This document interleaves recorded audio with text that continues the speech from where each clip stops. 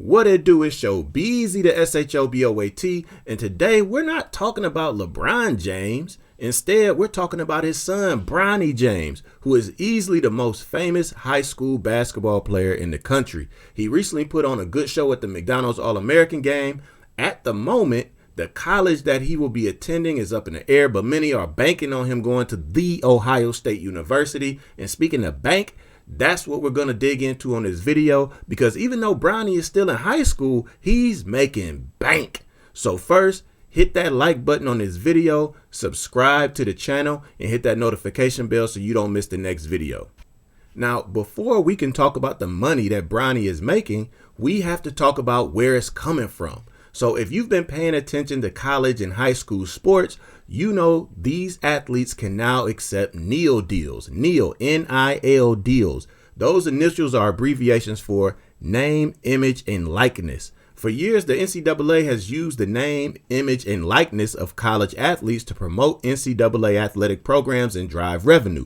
Players were not paid and got none of that revenue. So now the NCAA's NIL policy allows student athletes to receive money or other compensation for the use of their NIL. This is a fairly new concept, and it has allowed players to secure the bag before they even go pro. As you can imagine, Bronny has been hit with a ton of deals. Being the son of LeBron James and a certified baller at the top of his class, he has a lot of companies and brands trying to sign him up to be one of their ambassadors. You've probably seen him on the PlayStation God of War Ragnarok commercial, and two of his biggest deals come from Nike and Beats by Dre. Now, the average NIL payout that most players get is around $1,000 to $10,000 a year. But then you have the cream of the crop, like quarterback Arch Manning, who is Peyton and Eli Manning's nephew and Archie Manning's grandson. Arch is bringing in $3.7 million from NIL deals. He's the number 2 highest NIL earner in the nation. Who's number 1? Bronny James, of course. And he's bringing in $7.2 million is what most outlets say. Yahoo Sports actually has him listed even higher at $12.6 million. Not too bad for an 18-year-old, right?